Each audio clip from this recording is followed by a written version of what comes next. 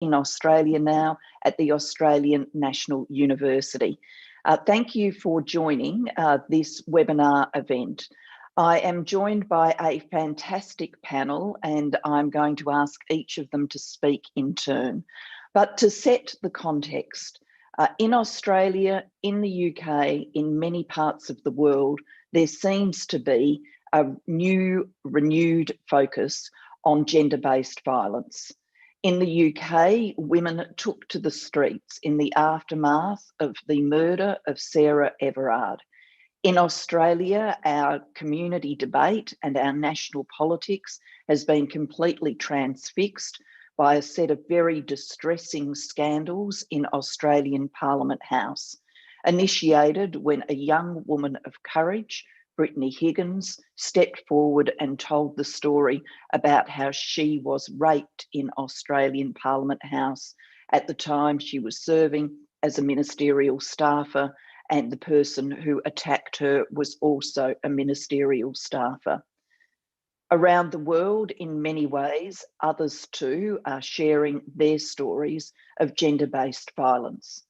We are having this webinar to explore questions around that, most particularly, what are the trends in gender-based violence against women? Are things getting better or are things getting worse? What do we now know about the best policy solutions, and are governments adopting those solutions? And then number three, and I think very importantly, are we in a cultural moment, a moment of cultural reckoning around gender-based violence? Sarah Everard was not the first woman to lose her life walking home, yet the reaction has been an outpouring in the UK. While there's never been a story before like that told by Brittany, Brittany is not the first young woman to be the subject of attack, even violent attack, whilst at work. And yet there has been a huge outpouring in Australia around that too. Is that telling us that we are in a moment where there is more mobilisation and more focus on change than there has been in the past? To explore those questions with me, I want to turn now to our esteemed panellists. I'm going to start with fellow Australian, Elizabeth Broderick. Elizabeth was Australia's longest serving Sex Discrimination Commissioner. She founded and convened the Champions of Change strategy, activating influential men to take action on gender equality. She has led 13 major cultural reviews into Australia's leading national institutions, including the Australian Defence Force. In 2017, Elizabeth was appointed by the United Nations in Geneva as a special rapporteur and independent expert. She is currently chair rapporteur of the UN Working Group on Discrimination Against Women and Girls. Elizabeth, over to you. Thank you very much, Julia, and it's such a great pleasure to join everyone today. I'm coming to you from Sydney, Australia. I'm sitting here on Indigenous land, the land of the Gadigal people of the Eora Nation, and I want to start just by paying my respects to their elders, past, present and emerging, and also to recognise their strong advocacy for equality over so many centuries. Today we are discussing a new cultural reckoning, and we're asking the question, is it happening in Australia and the UK? And it's such a delight to be here with you, Julia, our very first female Prime Minister, the 27th Prime Minister of Australia. Unfortunately and sadly, we haven't had a woman since, Julia, but Julia, don't worry, we're working on that. Julia, you said on International Women's Day this year, you said, I think feminism comes in waves and I can really feel another major wave is gathering. It's gathering from activism in our own country and around the world. And I have to say, I couldn't agree more. But let me explain. Over the last 4 months, women around Australia have seen an escalation in the fight to address sexual violence. They've seen it in the workplace, in schools, in the community, and at home. Many Australian women today are feeling angry. They're feeling overwhelmed. But over the last few months, there has emerged a new urgency, a resolve that's lifted and energized at the same time. Because across the political spectrum, across the socioeconomic divide, women and men from all different backgrounds, First Nations women, corporate women, young and old, union women, we're all recognizing that we're all in this together. And this focus on misogyny and violence against women, although it began decades ago with strong advocacy from the feminist movement, from civil society, with advocates like Rosie Batty, who, if you're online and you're Australian, you'll know of Rosie's great work. But it's been the recent stories of human suffering that over the last few months have gripped our nation. Now, we have strong prevalence data here in Australia in relation to sexual harassment as well as sexual assault. Just last year, the Sex Discrimination Commissioner, Kate Jenkins, released her report into sexual harassment at work. So we know that 4 out of 10 harassment in the workplace in the last year, and 1 out of 4 men. We know that 8 out of 10 of the perpetrators were male, and indeed Aboriginal and Torres Strait Islander women have this at higher rates. We also know that 1 in 4 women have experienced attempted rape or sexual assault, and that compares to 1 in 20 men. The other thing I can tell you about Australia is that our reporting systems are not up to scratch. I mean, if sexual assault, only 1 in 10 women reports the incident, an alleged incident of sexual assault to the police.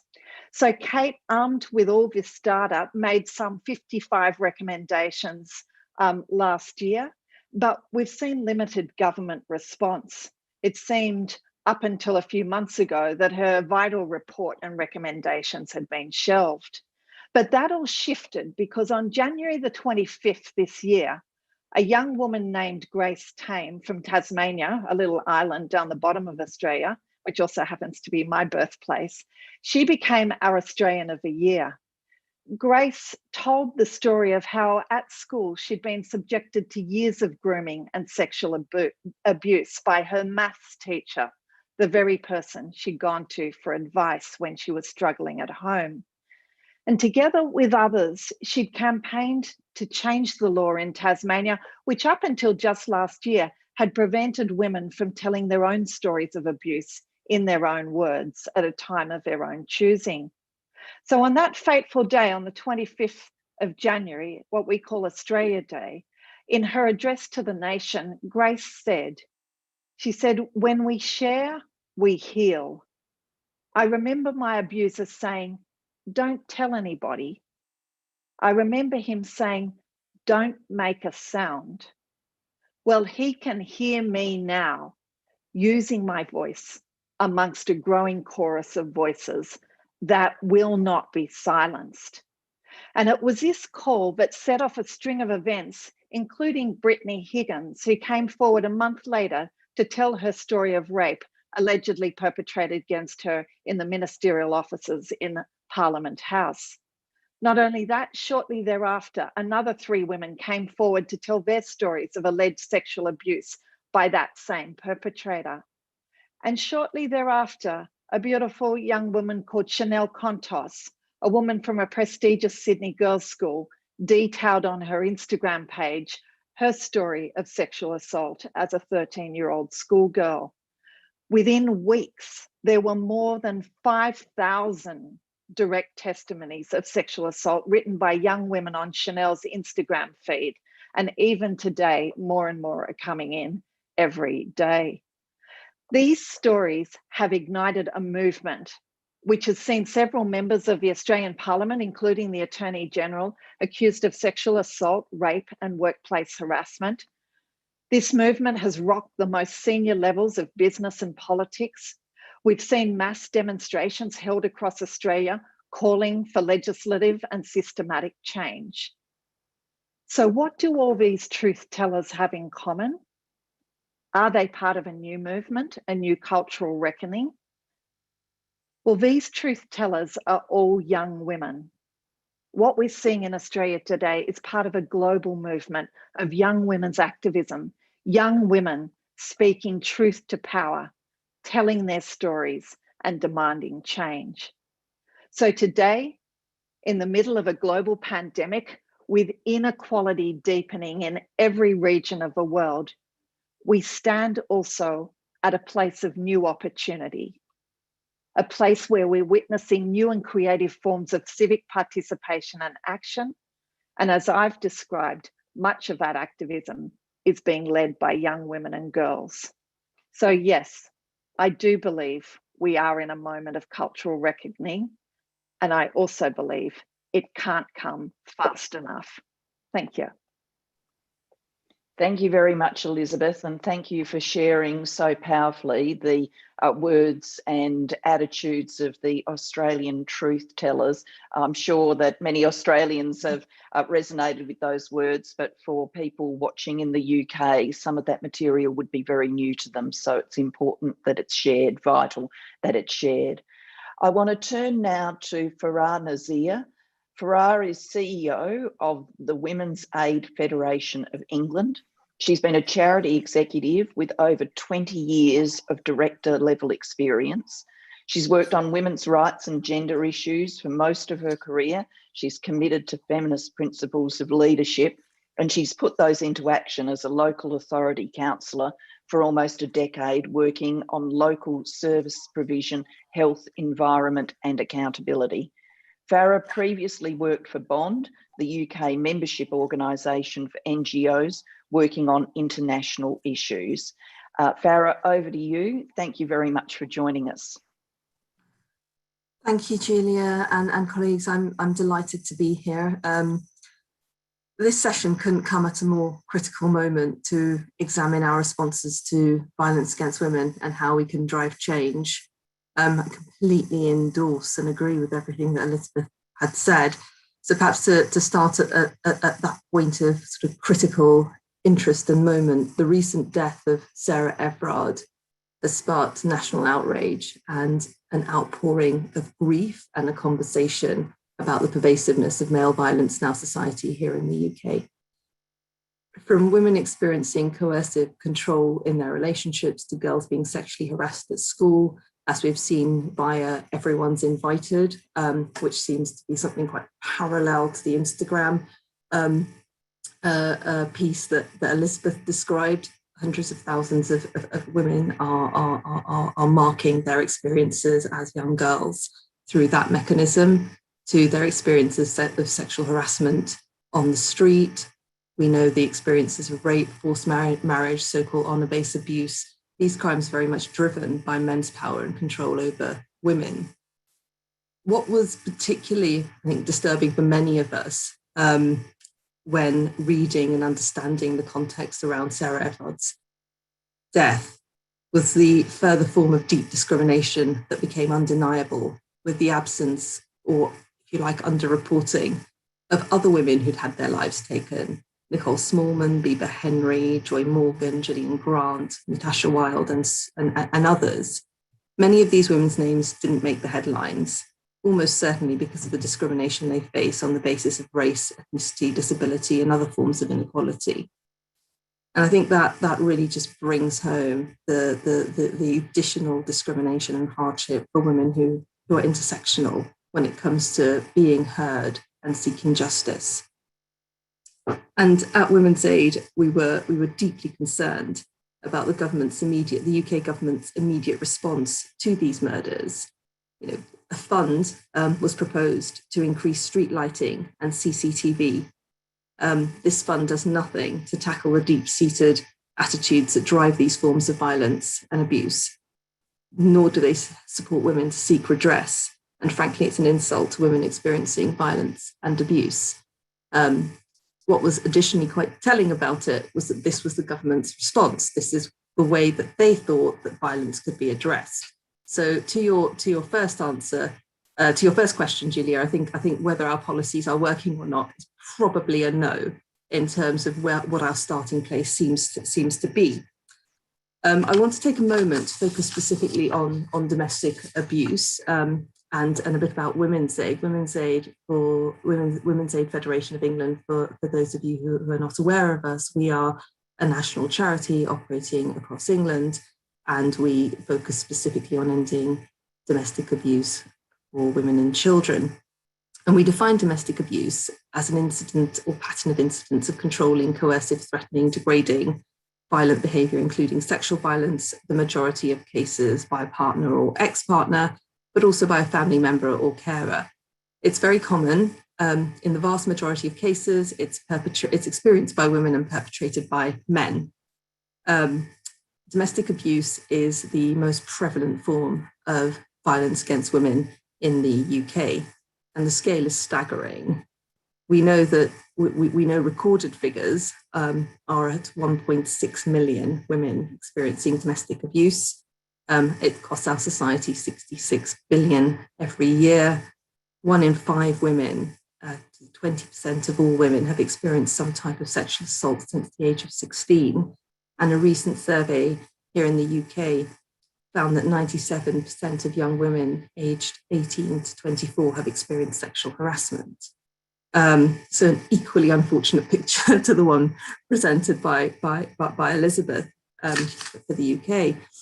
And we know, again, as per Australia, these recorded statistics are really only the tip of the iceberg. Women are still not able to feel that they can disclose domestic abuse or report sexual violence to the police or indeed other agencies. In fact, only 1 in 5 women will ever report to the police when it comes to domestic abuse. And I think in terms of cultural reckoning, to successfully prevent and end domestic abuse or indeed any form of violence against women, we do need to critically address the sexism, inequality and misogyny that's rife within our society. And we need to acknowledge that it is women that are most likely to be at risk of fatal, most harmful forms of violence perpetrated by men. 91% of domestic abuse crimes that cause injury are perpetrated by men against women, and the overwhelming majority of female domestic homicide victims are killed by men.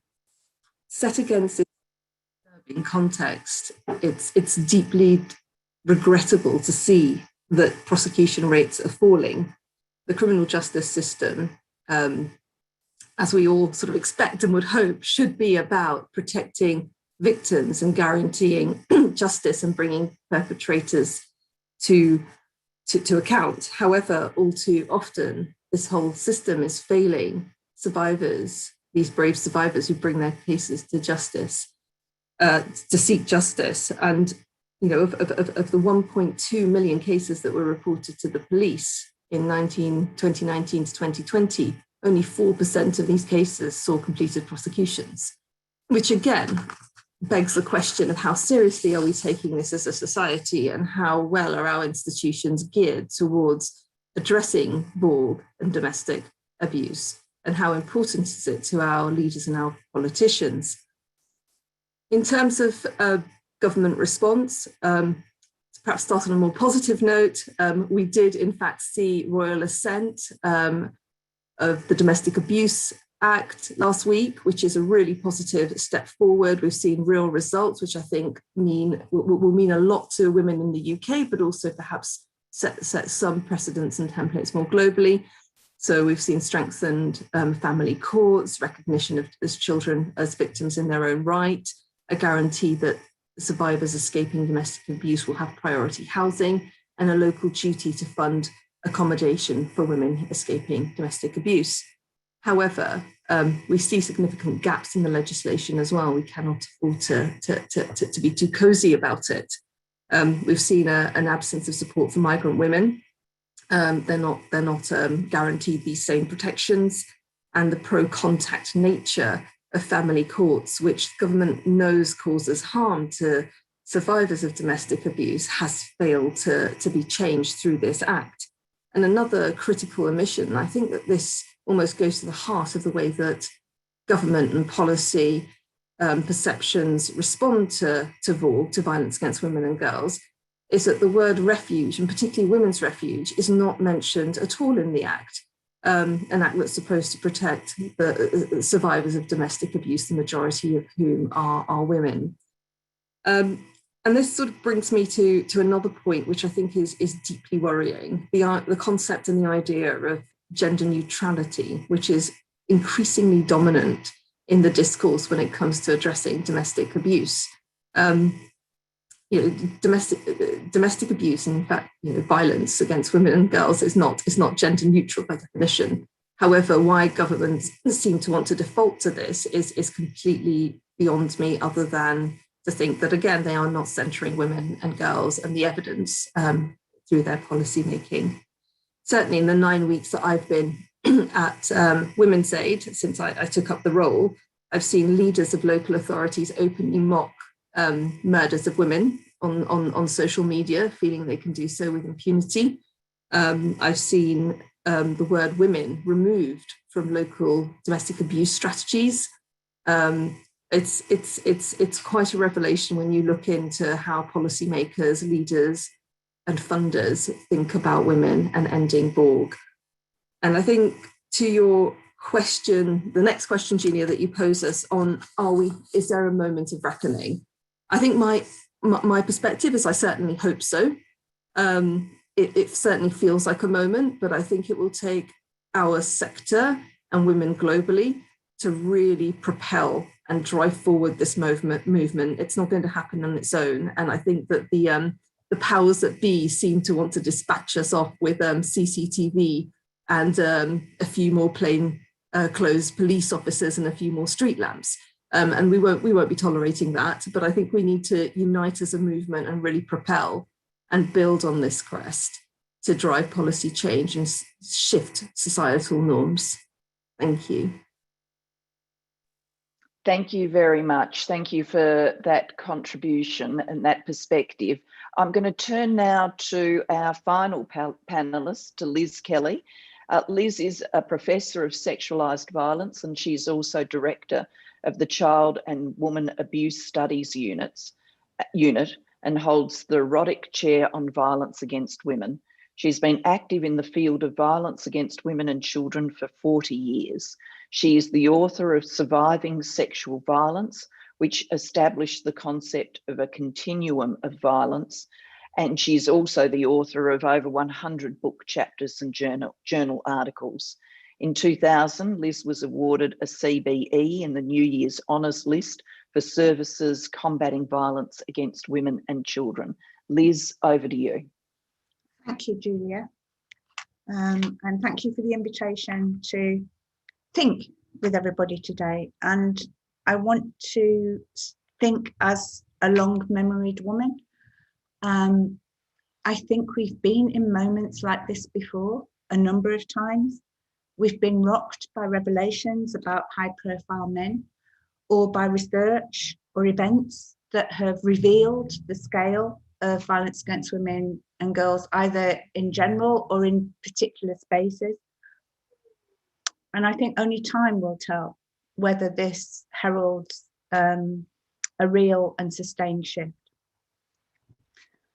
And one of the things I want to remind us about, because I think we need to take responsibility for some of these things as well as wider organisations, is that we have this pattern of revelation, discovery, and then it's buried again.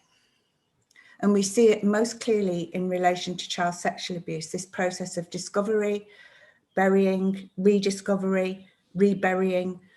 That has happened over 100 years about child sexual abuse. And sexual violence in particular, I think, has always been on the margins of policy and prevention.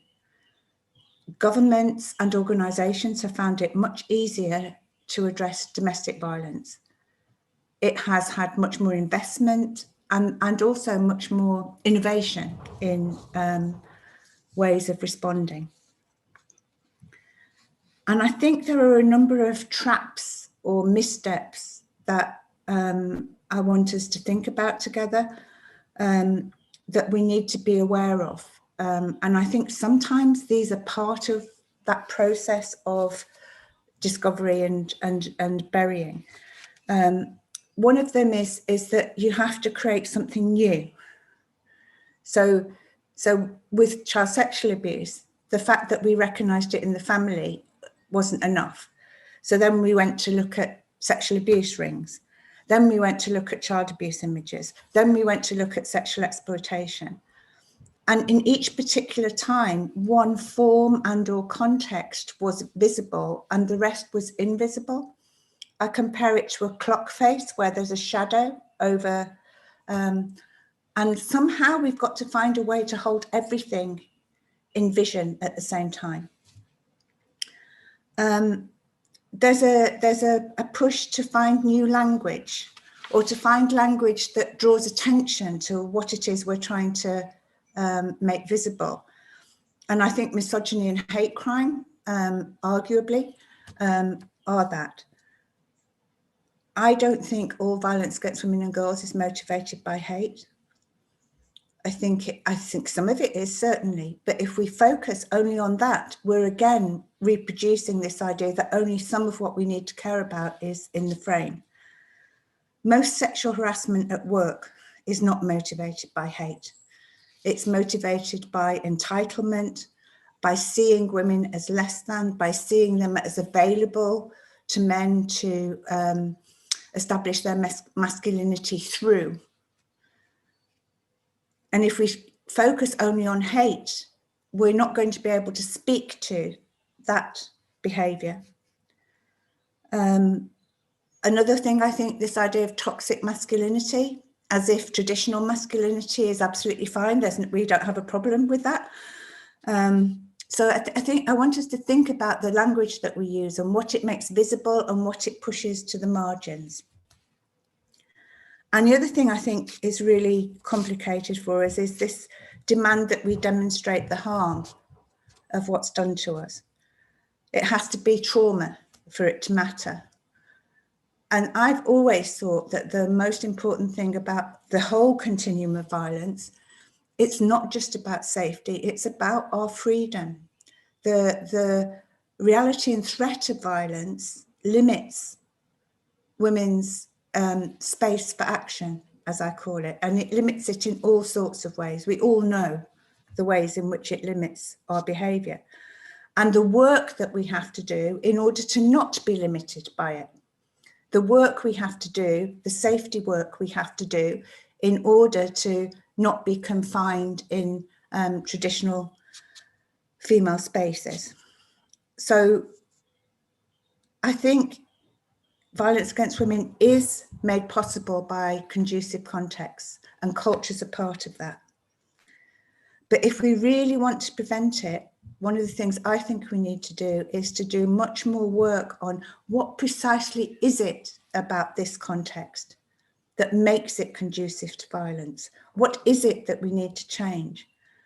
One size fits all doesn't work. Workplaces are very different if they're female dominated or they're male dominated. If it's a workplace where physical danger is part of what you have to engage with when you go to work, compared to being able to sit at a desk and work through your laptop. We need to think about each space, each context, and where are the lines of power here? What's normalized and how? How do intersectional issues play out in this space? And most importantly, where are the fault lines? Because those are the potentials for change. But we need to understand where the fault lines are, and we need to do this in a much more focused way, I think, than we have previously. I think we've thought we could, I too have thought, we just need to create the best prevention messages and the best prevention program. And actually we need to do some much more foundational work, finding out what it is in each of these contexts that makes this possible and how we might change it. Thank you. Thank you so much, Liz. And I'm actually going to move to a set of questions that I think relate to your contribution and are certainly streaming in on the Q&A function. You've talked about seeing all of the clock face was your analogy. Coming in on the Q&A function, we've got a set of questions effectively about movement building. So there's an acceptance that there is a wave and there's new energy, but two specific questions about movement building. One, there's a question around how the energy of young women, women from more diverse backgrounds, which Liz talked about, how that can be joined with the older feminist movement. So people are talking about personal experiences as young women, going to feminist meetings and being the only young woman there, or potentially the only non-Anglo woman there. And they're asking how we can broaden the movement and bring this youth energy together with, I think Liz used the beautiful expression, feminists of long memories. I like that, how we can bring this together. And there's also a set of questions about the role of men in this movement for change. So I'm happy to take any contribution on those questions from any of our panelists who would like to have a go at those questions. Elizabeth, please. I'm happy just to make a couple of initial remarks, because you're right, intergenerational movement building is just so critical. I still remember when I became a Sex Discrimination Commissioner and I met with a number of older, feminists who were saying the problem is young women don't care about the movement anymore. Where are they? They're not marching in the streets. They haven't got their placards, etc., etc. And it seemed to me that actually the feminist movement was moving to the blogosphere. It was onto the internet, and marching in the streets, well, is one representation, but for many young women, that's not necessarily the way they want to actually take the movement. And any women's movement or any social movement to remain relevant has to evolve. And I think that's the beautiful thing that I'm seeing now. I'm seeing the evolution of a feminist movement. I was in Ethiopia, in Addis Ababa, for my work as a special rapporteur with a working group just before COVID hit. And I saw beautiful examples of young and older women coming together, but also because it was so unsafe to speak out in any given nation, because we're seeing the shrinking of civil society space. There's never been a more hostile environment for women's human rights defenders. What was happening was through the internet, women in one nation were advocating for change in another nation and vice versa. That was so that those women's activists would stay safe, but knowing that, they would do their part and the other nation would do theirs. So, they're bringing together workers' rights and women's reproductive rights. Aboriginal, Indigenous women coming together with, all different groups of women. I think the internet, the blogosphere, Instagram, Facebook, all those things are enabling this to happen. And, my refrain, particularly to women who are more used to marching in the streets and whatever, is that we need to get on board with this as well. Having said all that, Julia, I do recognise that having access to the internet, there's a huge digital divide between men and women, and that's not possible in every country of the world. And also there's a huge economic divide. But I do think that cross-movement building, we're seeing it happen, and I think it's a really exciting part of what is otherwise a pretty dim situation. Thank you. Liz or Farah, would you like to buy in on this movement building question, or the role of men, or both? So somebody put a comment saying about women's groups in the UK not being as strong or vocal as elsewhere. I'm not sure I agree. I think we have seen this resurgence, and it possibly happened here earlier than it did in Australia. For me, this has been going on for 6 or 8 years, this refinding of rage. I think the first bit that brings you into the movement is rage. Rage either at how you have been treated, or how women who you are close to have been treated, or how women in general are being treated. That rage is a motivator. And then you need to find something to do with it beyond the initial thing of demonstrations, and those are hugely important.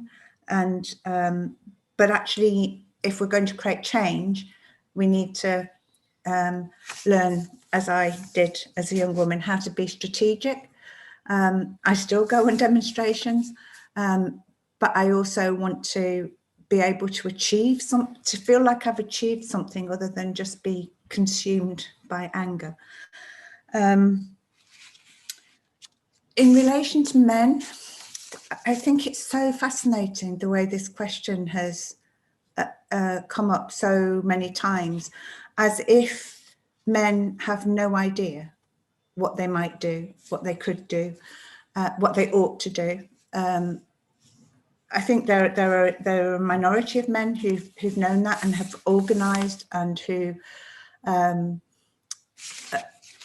write and think and act. And the thing that I most want men to do is to call out other men. They are in spaces often where there's no women, where the normative statements that enable this to carry on are made. And I've done quite a lot of work with men who are on domestic violence perpetrator programs. And the ones that I think you've really got it are the ones who actually say, actually, I stopped going to that pub, or I stopped going out with that group of men because actually they were perpetuating the thing that I wanted to change in myself. So that's what men need to do. They need to engage with each other and create a change so that masculinity does not have to be based on demeaning women. Thank you. Farah. Thank you. To the question on movement building, I think movement building will be critical to propelling forward the current trends and interests and awareness that we now have on Borg. I think movement building is hard. Movement building is difficult. People come together, but initiated by rage, as I think Liz has said. But I think it's change that propels them, but it's also commonality and sisterhood. And we often come to movements with a sort of broadly common goal or ideal, but very quickly we can be dragged into our differences, be that differences of engagement or approach, marching versus social, or perhaps history. So do younger feminists have the lexicon and the history of long-memoried feminists? And do long-memoried feminists understand sort of the norms and preferences of younger feminists, or younger women who might not yet describe themselves as feminists but are really angry and want to do something? So I think there's got to be a more sisterly approach to allowing a range of perspectives and a range of differences.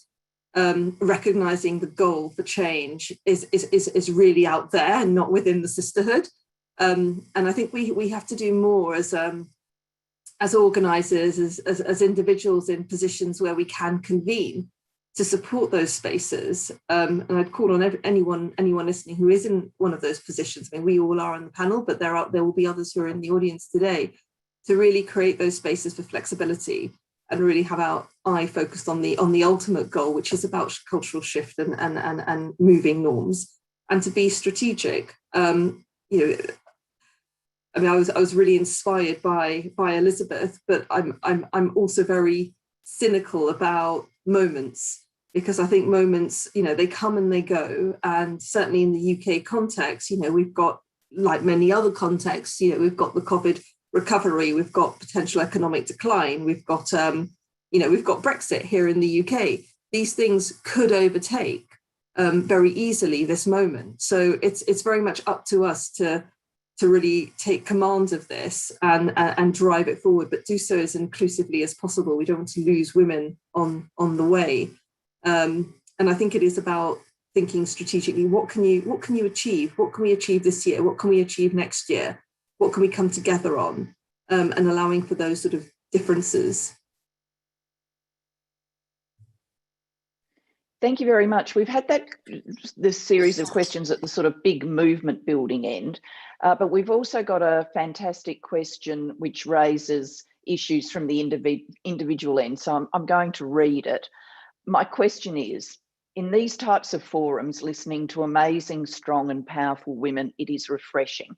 When speaking in my own personal circles, work and social, I feel completely different. You can make comments on assault, harassment and gender bias that has happened to you personally, and still I find the general consensus is ideas giving the man the benefit of the doubt. Comments like, how horrible would it be if she was lying? What if she just wants a payout? And the problem is women doubting women. Men are just worried about getting falsely accused. How are we supposed to ever achieve safety and equality when this rhetoric is still being said?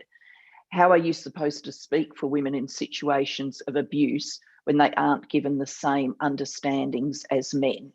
Would anybody like to respond to that?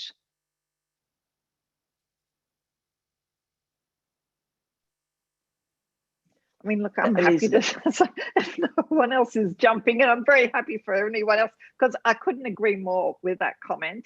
I mean, we can talk in the lofty heights of policy development, legislation and this and that, but it's in those everyday conversations, and that's where change happens. It's in those micro moments. And yeah, we've all met the guy who says, oh, well, wait a tick, you know, how do we know that's true? How do we know she's speaking the truth? I have a whole range of kind of quick one-off responses to that one. It is, okay, so let me think. I see a woman telling me that she's been sexually assaulted, abused. I'm asking myself in that moment, is she more likely to be part of the 2% who bring vexatious complaints, or the 98% who are telling the truth? So the quick rejoinder, I think, has some place in those things. But the fact is, you know, we have to engage with people who have, you know, the whole range of views, essentially. And what I've found, I suppose, in the work that I've done is I try to meet people where they're at. So I try to establish some kind of common ground. There's pretty much, you know, without exception, I can agree with one small thing of what you've said, even though I might be violently opposed to your ideas. I'm sure I can find something to agree with you on, and then we can start to take it up from there. And if I can just give one example, Julia, I mean, even in our, I'm a part of a small working group. We constitute 5 special rapporteurs. We're drawn from every region of the world, and we come with really different perspectives and backgrounds. We're pretty much representative of feminist movement across the world. And there'll be some who actually are very pro reproductive rights and others who aren't. And we have to traverse this ground and find some common ground. So what we've found after just headbutting for quite a period of time is, if we can step back from people's individual views and try and understand what are the influences that help that individual to form that view. So what are the influences that shape that individual to hold that view that this woman's likely lying? And when we did that on abortion, what we found was that one of our members, you know, at a very young age, at age 10, her parents had been taken away to a re-education camp. She was there bringing up her, you know, 8-year-old sister, a 5-year-old brother. She had no support, and the people who would take her in were the Pentecostal church. So she grew up in the Pentecostal church, and as a result of that, she holds particular views about women's reproductive rights. Now, once we could go to that place, we could start to map out some common ground and then work out what it is that we could agree on. So what I try to do now is just see if I can find any common ground with that person and then kind of work out from there. And thank you. A strategy, Liz, a strategy I would commend, and I also use this in teaching and in training, is actually to turn the question round. You partly said that, Elizabeth, but actually to actually push it back to the person and say, so tell me why you don't believe. What is it about this account that is not believable? To actually make them articulate rather than you have to be the one to prove. And I do find American philosopher Kate Mann's notion of himpathy very interesting. and to just introduce that in those conversations. Why do we always, why is it so easy to go to empathy, to go to empathy with the man in this situation, and it's so hard to have sympathy for the woman? So actually constructing what the question becomes, rather than being put on the defensive by a challenge to you, is, you can't always do it, but if you can do it, it can change the conversation. I'd agree with that. I mean, just to the person that asked the question, I think, well, certainly I feel that too. It's much easier to have the conversation in this space than it is to have the conversation in a social space, or well, not for me in case of work, but certainly in a social space, or even indeed in a political space, because these are the arguments, these micro arguments, these everyday moments are what you're sort of battling every day. I mean, this is exactly the battleground. Every moment is a battleground when you're trying to persuade people. And I think I tend to do very much what Liz has said. I turn the question around and ask them why they think that. I tend not to jump in with the stats, because I think people can get a bit defensive when they're presented with a stat which, you know, crumbles their perspective. But I do tend to ask them, well, why do you think that? You know, and then sort of let them talk it through, and then ask them why they don't believe the woman. Ask them what would happen if actually she was telling the truth and we followed this course anyway. What do they think would happen? So actually just sort of journey them a little bit. I find that tends to be the most effective, and then sort of hit them with some stats, but it's not easy. And I think that comes back to what makes real cultural change happen. I think it's all of those many conversations that we can all have, and calling it out, but calling it out in a journeying way, I guess, if you're in a sort of social setting. But it's about who influences these people. Who do they listen to? Whose opinion do they care about? Who do they want to model themselves on? There are always people that we all want to model ourselves on. And that's where I think that sort of broader policy and broader awareness raising comes in. So, you know, at the risk of sounding stereotypical, if you had footballers en masse saying a set of things, not that isn't problematic, but that would begin to shift cultural perceptions. If you had particular sets of men that men listen to saying a set of things, that would shift cultural perception. But to do that, to engage them, to do that for long enough so it goes deep, takes money, it takes strategy, it takes determination, it takes political will. And I think that's really where we need to come in and try and drive that. Thank you for that. Just looking down again at the questions, there's some enthusiasm that we're in a moment, a building wave. There's some caution too, people who have seen waves before and not seen them deliver the change that was perhaps promised in the early days. And a theme coming out of those questions is, are we as clear as we need to be about what needs to change? What's the action agenda for this wave? And obviously there are different lenses on that.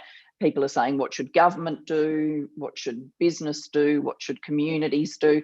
That's a big question, I know, but could I throw to you to say, you know, what do you think the 3 points should be on the action agenda? Can I come in here? I mean, I think it's got to be a sort of societal root and branch approach, because Vogue and lack of accountability permeates every aspect of our society. So I guess from my perspective, there's got to be a huge awareness raising and countering of cultural norms, and that I feel can only really be initiated by government with the buy-in of corporates and businesses.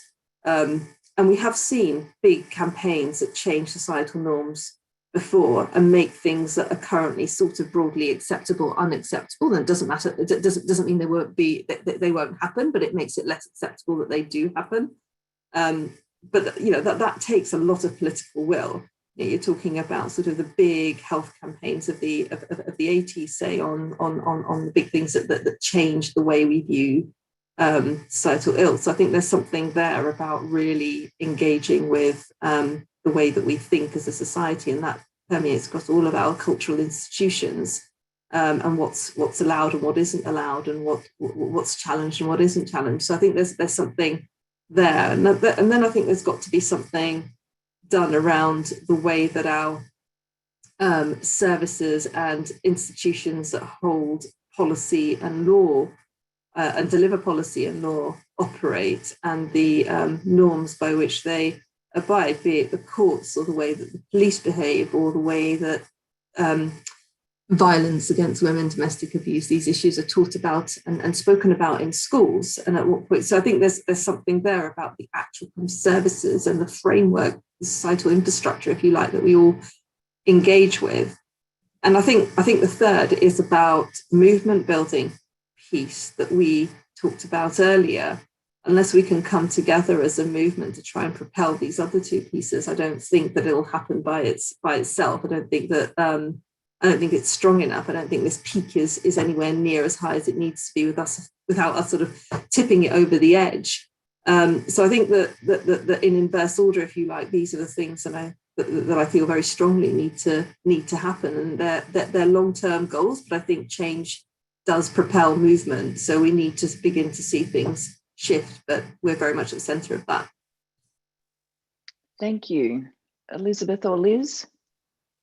Elizabeth. If I agree with all the things that Farah said there, if I can just extrapolate on one of them, and it's an area where Australia's had quite a strong focus, and that is the role of the private sector in stopping domestic and family violence, particularly, but violence against women.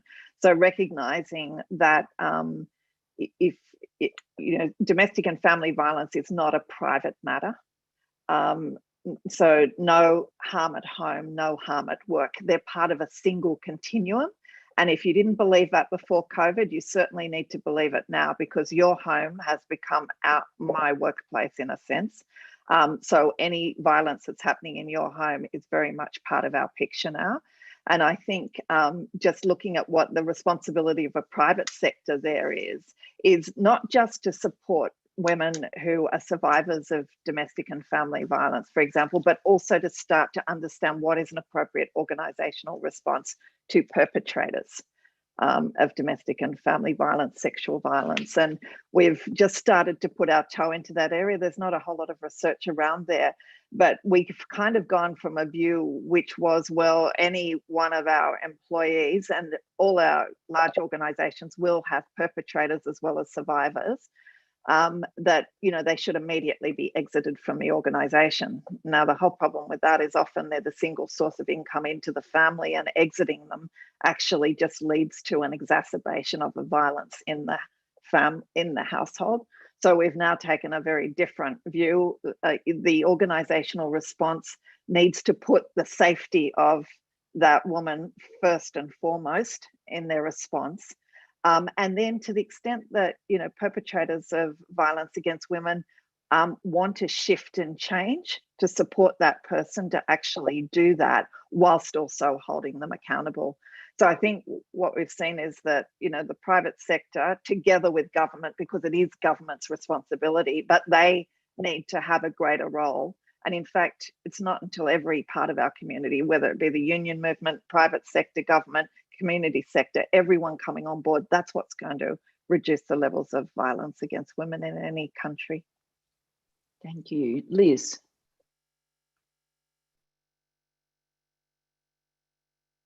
Liz, you're still on mute. Apologies. One of us was bound to do it. 3 things. I want us to have all violence against women and girls and all the context it happens in our focus. I want us to have a way of thinking and a way of change that includes all women.